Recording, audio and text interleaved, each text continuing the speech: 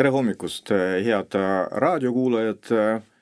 Täna Keskhommikul stuudios on Lauri Laats, Keskfraktsiooni esimees Riigikogus ja erikomisjoni juht samuti Riigikogus Anastasia Kovalenko-Kõlvart.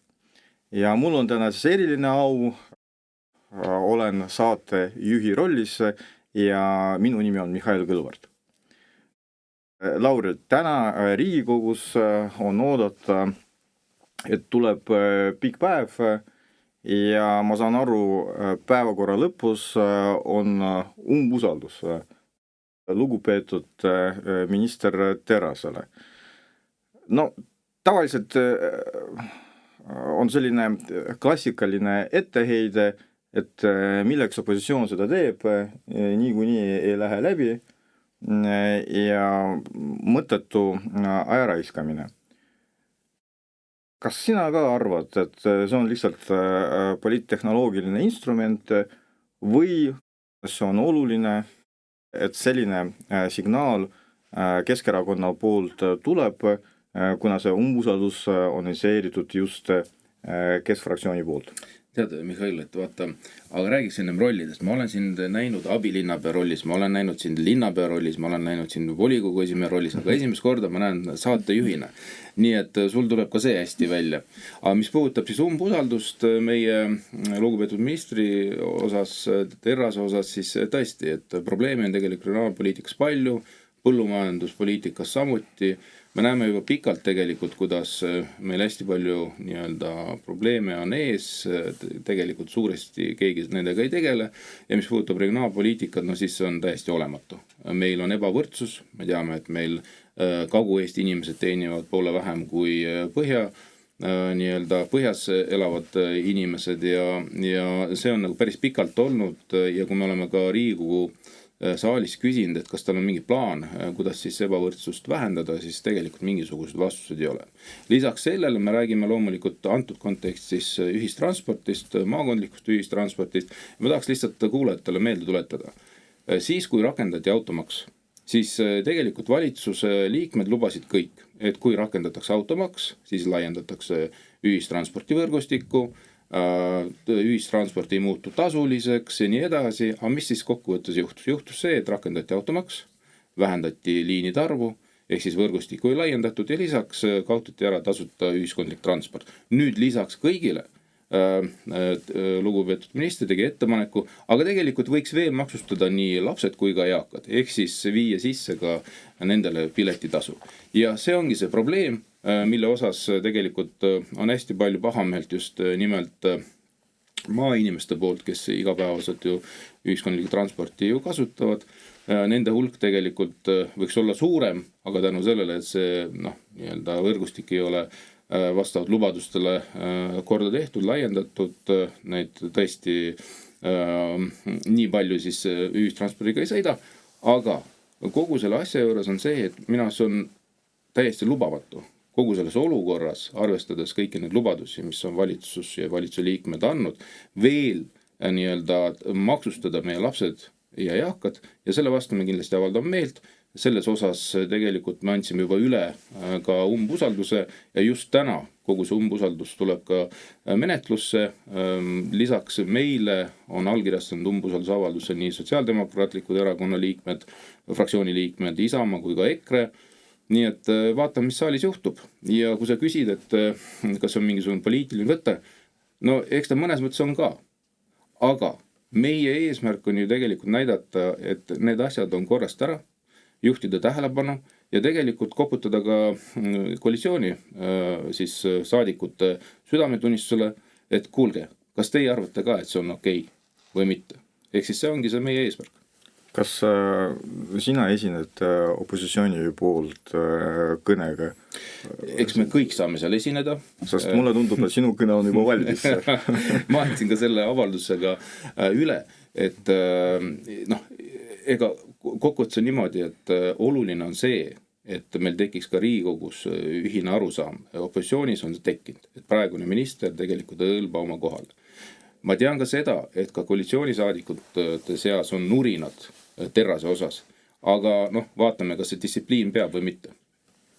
Ja ma võib-olla tuletaks meelde ka seda, et siis, kui oli lõpetatud tasuta ühistransport maakondlikel liinidel, siis põhiliseks põhjuseks oli soov parandada ühistranspordi kvaliteedi.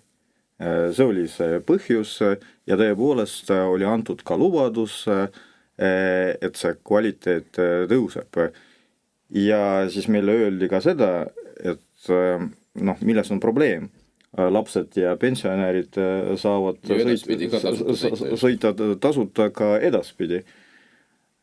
Nüüd lugupeetud minister ütleb, et tegelikult ka lapsed ja pensionärid peavad maksma ja eesmärgiks on ühistranspordi kvaliteedi parandamine. Ja mitte ainult, et valitsus saaks aru, et kes seda siis ikkagi kasutab seda transportit ja kui kas on koormatud või mitte. Ja, kas sellega saab parandada ka valitsuse töö kvaliteedi, seda me ei tea, aga matemaatikaga tundub on probleeme. Anastasia, ütle, et kas sinu korruptsioonivastases komisjonis on ministrid käinud tihti ja kas üks nendest oli ka lugupeetud minister Terras ja mida sinu arvates lugupeetud minister jõudis viimase aasta jooksul nagu saavutada? Et kas me ei tee talle nagu liiga? Tegelikult minister Terras ei ole veel minu erikomisjoni jõudnud, et üks vähestest. Aga ma tean, et oli just hiljuti riigieelarve erikomisjonis, sest tegelikult on välja tulnud üks riigikontrolli raport, kus tegelikult, mis puudutab toiduvarude küsimust, et tegelikult, et kõik ei ole nii roosiline, nagu me arvame. Aga see istung oli kinnine, ma tean riigieelarve kontrolli erikomisjonis, aga kindlasti on ka üks teema, kuhu me peaksime sisse vaatama ja ka tegelikult laiemalt pärima. Et see on ju kaitse küsimus.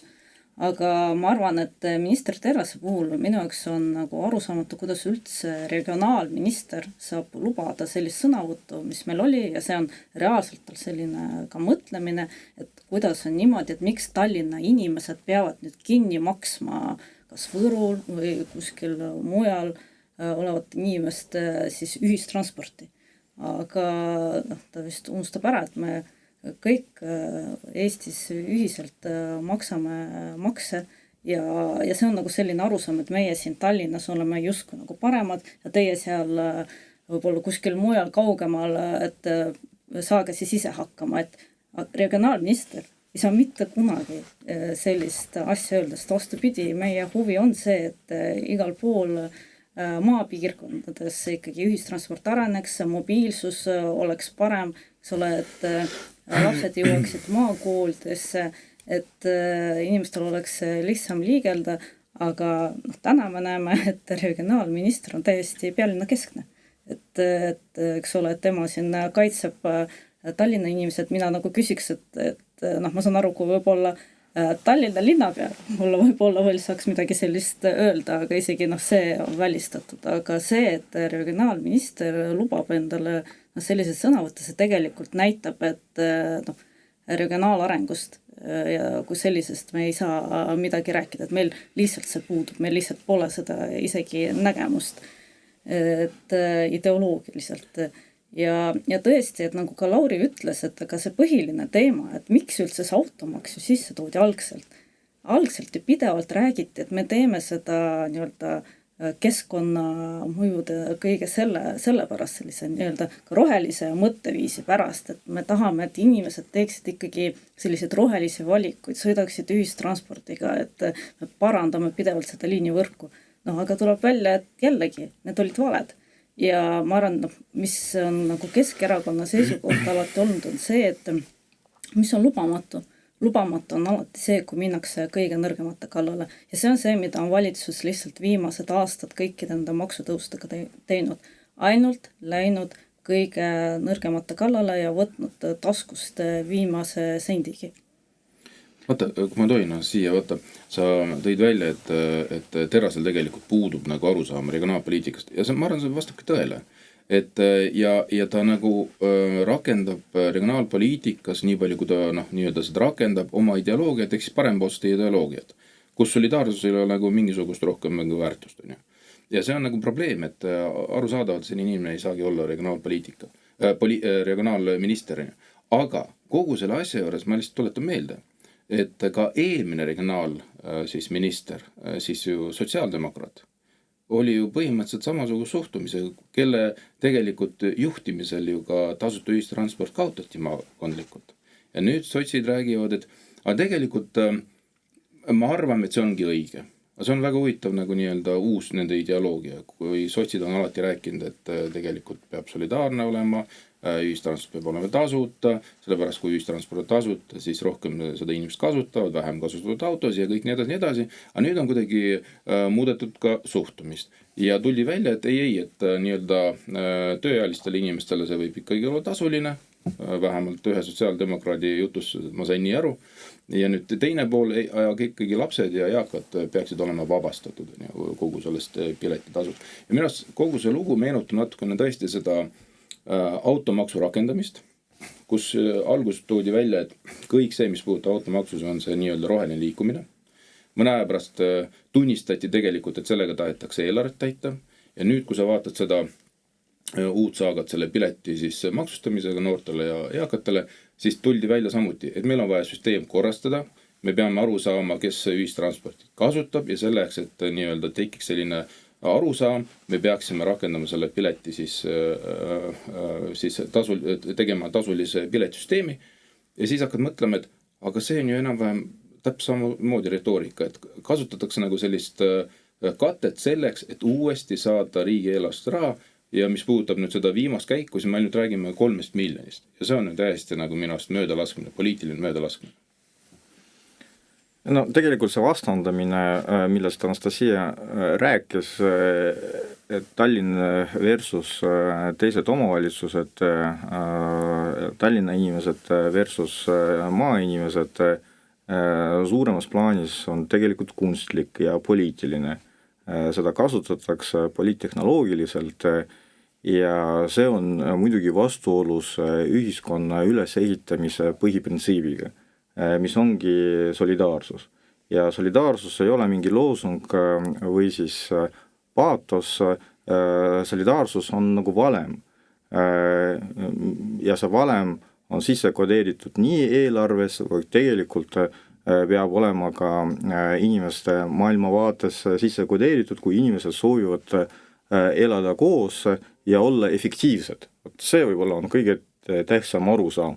Ühiskond ei ole võimeline olla efektiivne, kui ühiskond ei ole solidaarne. Ja regionaalministri puhul see jällegi ei ole lihtsalt mingi ideoloogiline arusaam. See on põhiline instrument, kuidas tagada riigi ühtlase arengu. Et see on tema peamine eesmärk, see on tegelikult tema kohustus, see on tema igapäevane töö, rutiin, ma isegi ütleksin. Ühiskonna, riigi, regioonide ühtne areng.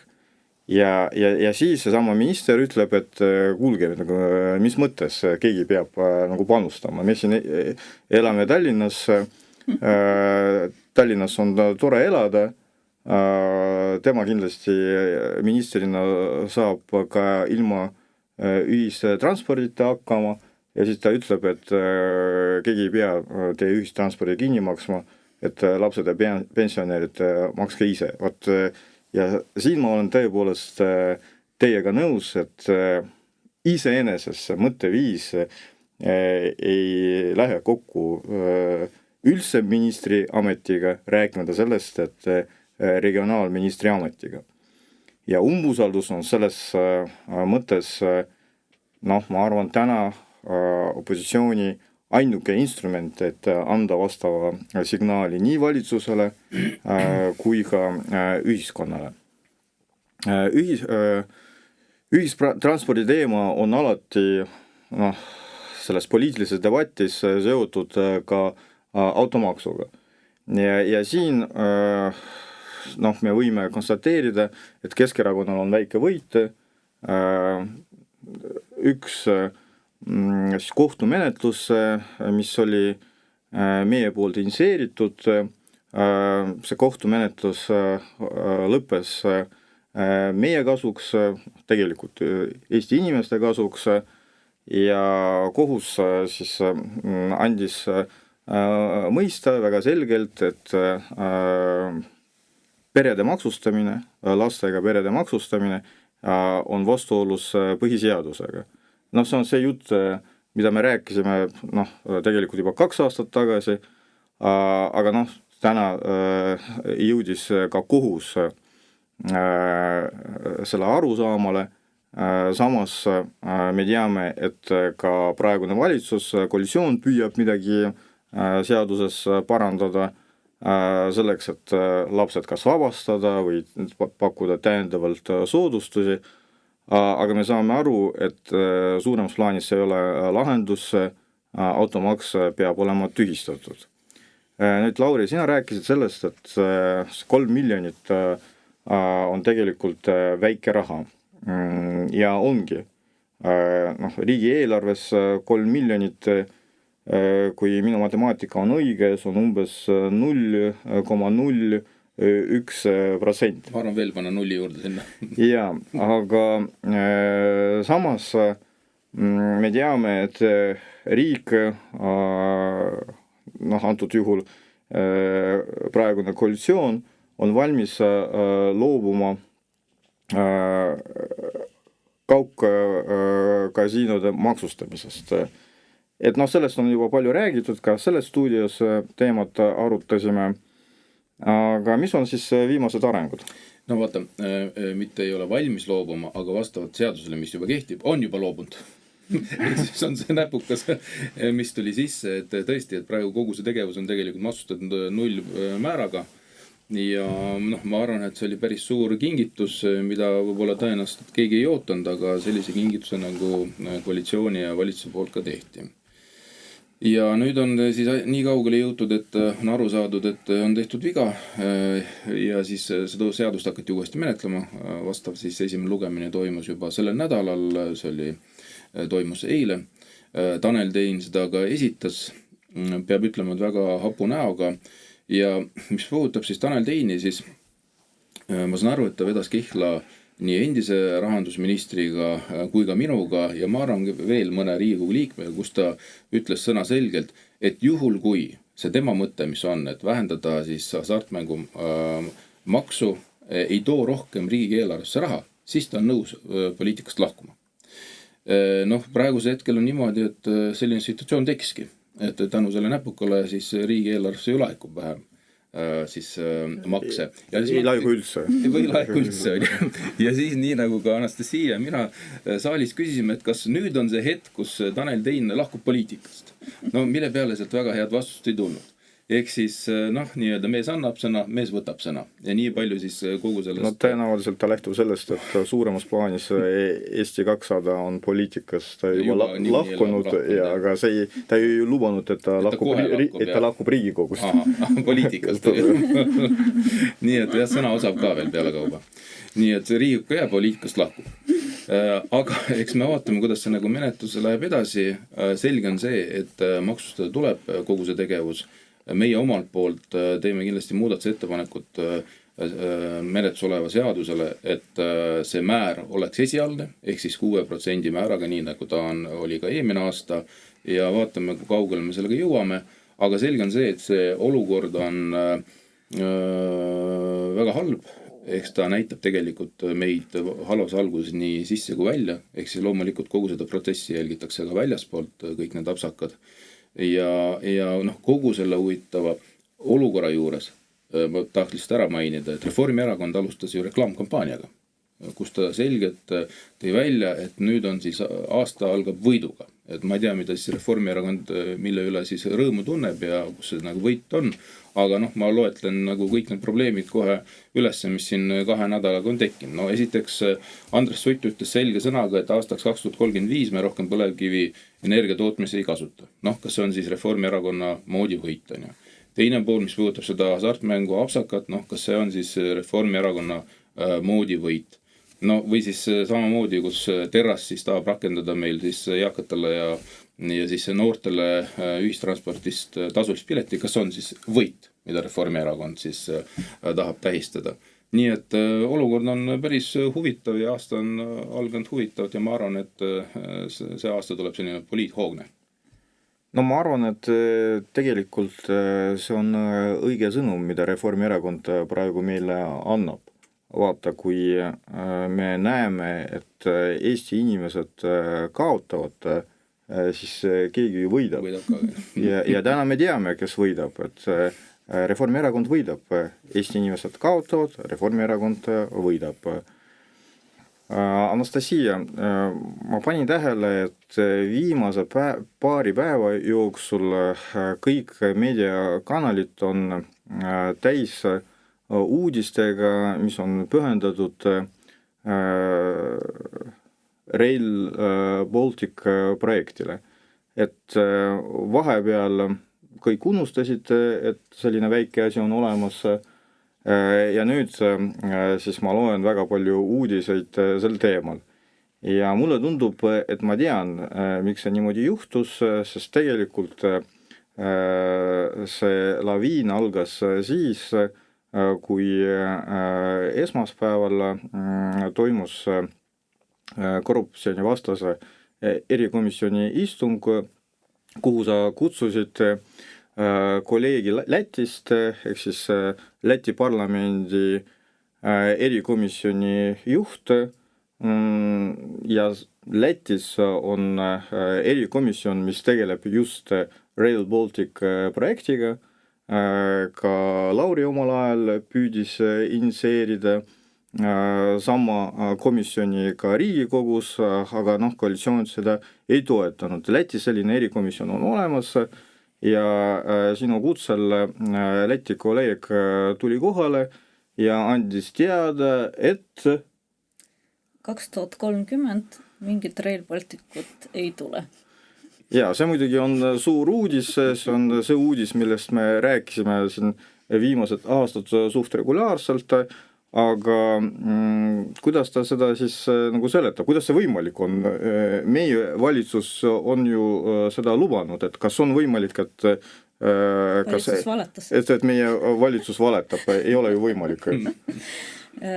Ja, et kuna on tõesti Läti parlamendis eraldi selline uurimiskomisjon, siis nendel on ka kogu dokumentatsioon olemas ja tema tegi sellise ettekande, et kõik saavad seda ka tagantjärele vaadata nii minu Facebooki lehel, aga ka Riigikogu YouTube'i lehel on see kõik olemas ja seal oli välja toodud konkreetsed asjad, et näiteks tema tõi välja, et tänase seisuga on ehitatud täpselt 0 kilomeetrit Läti poole peal. 0 kilomeetrit, mitte ühtegi kilomeetrit pole ehitatud. Ja... Kas on päris palju? Kas on sama palju kui see hasartmängu maks? Ja teine probleem on muidugi see, et see, kuhu osas nad rohkem seda tööd teevad, nad teevad siis tööd nii-öelda Leedu poole peale. Ja mis puudutab nüüd seda, ehk siis Riias nii-öelda Eesti poole, siis isegi neil ei ole mitte ühtegi projekti kinnitatud, rääkimata hangetest. Ehk siis ma arvan, meie jaoks kõige suurem risk, mida me peaksime ka teadvustama, millest peaks nagu avalikult rääkima, on see, et Läti eelistab, eks ole, rohkem seda just lõuna suunas olevat, eks ole, raudteed ja kujutage ette, kui tekibki olukord, et eks ole, meie ehitame kõik välja jällegi, kõik ametnikud räägivad, kuidas meie oleme tublid, 2030 jõuab kõik valmis, aga Läti omalt poolt seda ei tee ja jääbki selline ühendus, kus Lätil on ühendus Euroopaga olemas, aga meie siin oleme üksi oma 3 miljardilise raudteega, 100 miljoni eest tellitud rongidega, mis saavad ainult Tallinnast Häädemeesteni sõita ja siis iga aasta me peame veel 20 miljonit siis seda doteerima. Ja tegelikult, mida ma veel erikomisjoni... See võib-olla ongi antud juhul regionaalpoliitika, et me küll olime alati väga kriitilised regionaalpoliitika osas, aga no vähemalt Rail Baltic annab mingi regionaalpoliitika efekti. See on muidugi päris kallis regionaalpoliitika. Ja... Aga me ju 3 miljonit hoiame kokku ja 3 miljardit paneme. Et ma arvan, et selline matemaatika tegelikult praegu meie valitsusel on, aga tegelikult ka see, et kus meie saame puudu olev raha, meil on veel 1,7 miljardit puudu. Ega ju tegelikult seda raha ju ka ei ole. Mingi osa me peame Euroopas saama, aga ülejäänud me peame samuti ise kinni maksma. Ja mis on nüüd nagu välja tulnud, see on täiesti minu arvates hullumeelne. Lätis on juba puhkamas suuremat sorti skandaal sellest, et nüüd Rail Balticu ametnik, juhte, nende pereliikmeid hakatakse kindlustama erinevate võimalike kahjunõuete vastu ja seda kuni 20 miljonit eurot ühe nõude kohta. Ehk selle vastu tahetakse kindlustada ja mis on veel huvitav, et tahetakse kindlustada tagasiulatavalt, ehk siis kõik otsused, mis olid tehtud alates aastast 2014, et kui keegi nüüd peaks esitama mingisuguse kahjunõude või tuvastama mingisuguse rikkumise, näiteks erinevad huvide konfliktid, pole informatsiooni väärkasutamine, valeinfo, et kõik need asjad, kõik need otsused, olukorrad, nad tahavad ära kindlustada. Et siin ongi küsimus, et milleks valmistutakse. Et kas on juba riskid realiseerunud, kas nad nüüd lähiajal realiseerivad või see siis, kõige iroonilisem on see, et põhimõtteliselt maksumaksja rahaga kindlustatakse end selle maksumaksja raha laristamise eest. Ehk siis kuidas on võimalik, et põhimõtteliselt jällegi püütakse juba ennetavalt põgeneda vastutusest. Ja kõige huvitavam on see, nagu ma olen aru saanud, et mitte ette ulatavat, vaid tagant järgi. Et mis on tegelikult enne kuulmatu. Ja sellest lähtuvalt mul kohe teks mõte, et äkki pakuks ka meie riigi valitsuse liikmetele samasugust skeemi. Et et kui nad lõpetavad oma tegevuse 27. aastal, siis tekib Eesti riigile kahju, on juba tekitatud. Ja tõenäoliselt, kui vabariigi kodanikud soovivad pöördumist poole hagiga, siis tõenäoliselt ikkagi neil seda raha ei ole, et Eesti riigile tagasi maksta. Et äkki nad peaksid ka ennast kindlustama valitsuse liikmed. Aga miks sa pakud seda valitsuse liikmetele? Vaata, sina alustasid täna komplimendist minu suunas. Ma ei ole päris kindel, et see oli siiras kompliment, aga sa ütlesid, et ma olin abilinnapea, erakonna esimees ja volikogu esimees ja iga kord mul oli vastutus, aga võib-olla oli tehtud mõnikord ka vale otsus, et kas peaks ka kogu süsteemi üle vaatama. Kogu süsteemi üle vaatama ja siis kas minu vastutus peaks olema ka kindlustatud, rääkimata sellest, et Anastasia vastutus, kuna tema on ka minu abikaas, vaata nagu see on Rail Baltic ametnike puhul. Aga kui rääkida tõsiselt, siis mul nagu tekib võib-olla natuke laiem küsimus, et täna on selge, et see eelarve, millega projekti alustati, ei ole adekvaatne. Et Euroopa Liidu kontrollorganid juba on välja toonud uut summat, mis on tõenäoliselt tegelik eelarve ja see on mitu korda nagu suurem, 24 miljardit, et see on lihtsalt fantastiline nagu summa. Eks siis sellega pandi mööda. Nüüd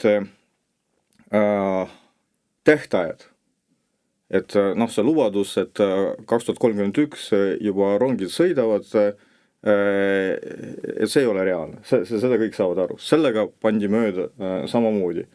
Nüüd kõik võimalikud projekti detailid, nagu see sama suund Läti poolt Eesti suunas, ja siis tuleb välja, et on vajalik üks sild, mida saab ehitada ainult spetsiaalse tehnikaga ja selline tehnika on ainult kuskil Jaapanis, Lõuna-Koreas, et ainult selle toomine Lätti läheb maksma noh, ma arvan, umbes pool sellest projektist, rääkimata sellest, et seda tööd tuleb veel ära teha.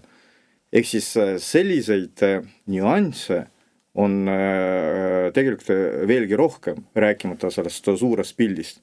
Ja nüüd me räägime ainult projekteerimisest, ehitamisest, tähtaegadest, aga siis tuleb küsimus, et kui sellega pandi niimoodi mööda, kas meil on kindlustunne, et selle projekti kasutegur, selle projekti eesmärk, selle projekti äriplaan on adekvaatne. Ehk siis see, et me paneme 24 miljardit, kas see üldse toob kunagi mingil määral mingi kasu tagasi? Kas see oli adekvaatne? Ma arvan, et see on see nagu laiem küsimus. Aga nagu Lauri, ma küsin sinu käest, et kuna sul on mitte avaliku sektori, vaid ka erasektori kogemus.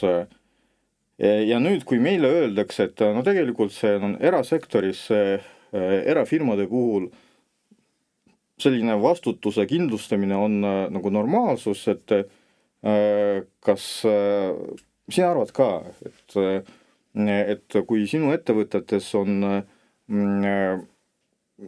tippjuhid ja siis nad tulevad selle tingimusega, et nende vastutus on kindlustatud veel ka nii, et nad töötavad sinu ettevõttes 10 aastat ja siis pärast ütlevad, et tead, meil on selline tunne, et meie vastutus peab olema kindlustatud ja mitte see vastutus, mis on seotud meie otsustega tulevikus, vaid selle 10-aastase perioodi jooksul ja see vastutus peab olema kindlustatud terve minu perele. Kas see on normaalne? Kas see on päriselt normaalne? See ei ole normaalne.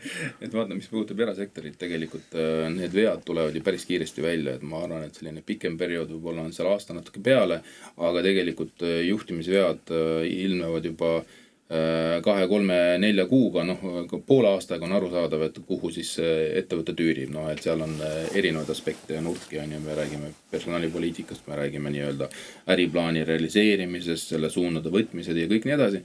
Tegelikult need paistavad ju kohe silma ja pidev nii-öelda aruanne tegelikult nõukogule või omanikule ju esitatakse.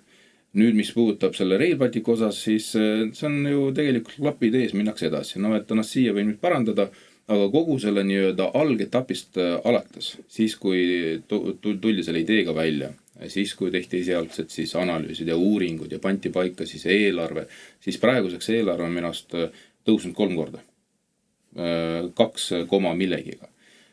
Vaatame sellele, et need eesmärgid, mis olid püstitatud, nendes juba keegi kinni ei pea ja mitte selle tõttu, et ei soovita pidada, vaid lihtsalt ta on nagu nii-öelda, nii nagu sa ütlesidki, mitu korda siis ületanud esialgset eelarvet, me ei räägi rohkem mingisugust mõistlikust äriplaanist, millel oleks mingisugune ka positiivne äriline või rahaline tagaside ja tegelikult ei ole ka seal ka sellist nii-öelda mõistlikkust ka üleüldiselt nagu nii-öelda transporti osas ka, ehk siis kui palju siis hakkavad inimesed seda raudteed kasutama, kui palju siis hakatakse läbi selle raudtee siis ka siis igasugust materjali ja tooteid ja kaupa vedama, siis kõik need tegelikult küsimused on ju lahtised. Ehk siis see on väga õigustatud küsimus, mida me oleme pidevalt küsinud, et kes sellest raudteest siis kokkuvõttes saab kasu ja tegelikult me ju vastust teame. Me ju sisimas vastust teame, et tegelikult kasu sealt ei tule.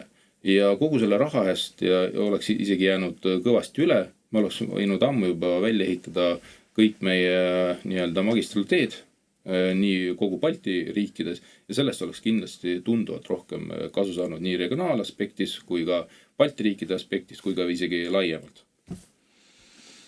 Aga seda kahjuks ei tule, et ja tegelikult see on suuremas plaanis ka patiseis, et kui nii palju raha on investeeritud, siis tekib inerts, siis tekib selline arusaam, kui me juba sellega alustasime, kui on juba nii palju raha pandud, et paneme veel. Jah, aga vaata, see ongi erinevus avaliku ja erasektori erinevus. Kui erasektor näeb, et ta on sinna pannud 1 miljon, 2, 10, võib-olla 100 miljonit, aga nähakse ees, et tegelikult kaotused on miljardid, siis ollakse valmis peatama, valmis ära lõpetama, sellepärast ükski omanik rohkem sinna raha siis tegelikult sisse ei paneks, kui nähakse, et nii-öelda kaljuserv on juba nii-öelda piiril ja edasi on ainult alla minek, on ju. Aga meil nii-öelda minnakse kogu aeg edasi ja see on väga suur probleem tegelikult. Jaa, siin on 2 aspekti, et minnakse edasi, sest selle tulemuse eest vastutab juba selleks ajaks keegi teine, tulevad juba teised valitsused. Aga eelmised vastutajad kindlustavad ennast. Tulevad, nüüd ma juba räägin poliitikutest, et vastutavad juba teised poliitikud, teised koalitsioonid, teised valitsused ja teine asi, et kuna puudub see omaniku tunnetus, kuna see raha ei ole sinu oma, vaid maksumaksja raha, siis sa kõigepealt investeerid sinna miljardeid selleks, et pidulikult linti lõigata ja ei mõtle selle peale, aga tuleviku perspektiivis läheb veel maksma miljardeid selleks, et seda ülal pidada ja milleks seda lõppkokkuvõttes on vaja. Ja selles mõttes ma olen sinuga nõus, et erasektoris ei ole võimalik, et sinu ettevõtte juht tuleb ja ütleb, et kuule, peab tunnistama, et see projekt ei olnud hästi läbimõeldud ja me juba panime sinna mitu miljardit, aga kuidagi kahju on sellest nagu loobuda, et kuidagi tekkis juba selline soe emotsioon, et see on nagu, tundub, et see on nagu, et see on juba selline tore nagu ilus mänguasi, et anna veel nagu 2-3 miljardit, et teeks nagu lõpuni. Ja siis meie lõpetame enda tööd, läheme pensionile, aga sina omanikuna arvesta sellega, et see ülalpidamine läheb sulle ka maksma iga aasta miljonit ja miljonit. Lisaks sellele, et ole hea, osta meile kindlustus ka, me ei tahaks sellest vastutada ka. Ja kingitusi ka jõuludeks.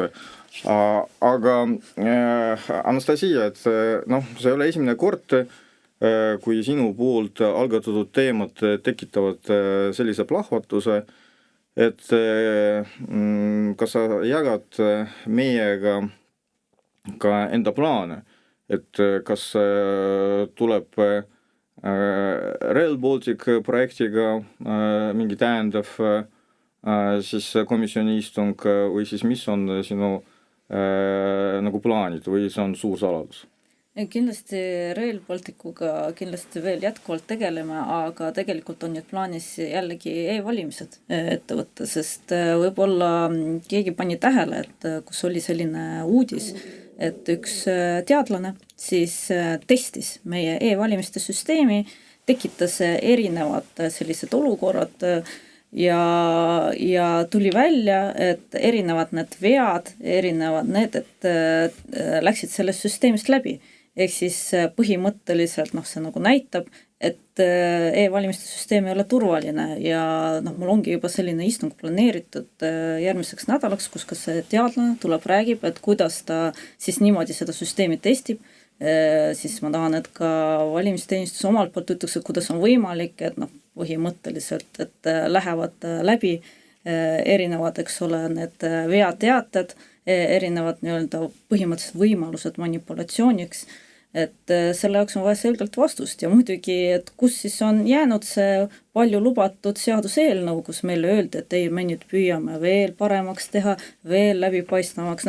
Esiteks see, et kui sa pead valimisi tegema läbipaistvamaks ja selle jaoks veel eraldi seadust muuta, see tähendab, et järelikult nad olid läbipaistmatud enne seda. Ja tegelikult ju ei ole midagi juhtunud, kuigi näiteks see OSCE ODIHR-i raport, see oli suvel, siis kevad, suvi, kõik need arutelud ja nüüd on olnud vaikus.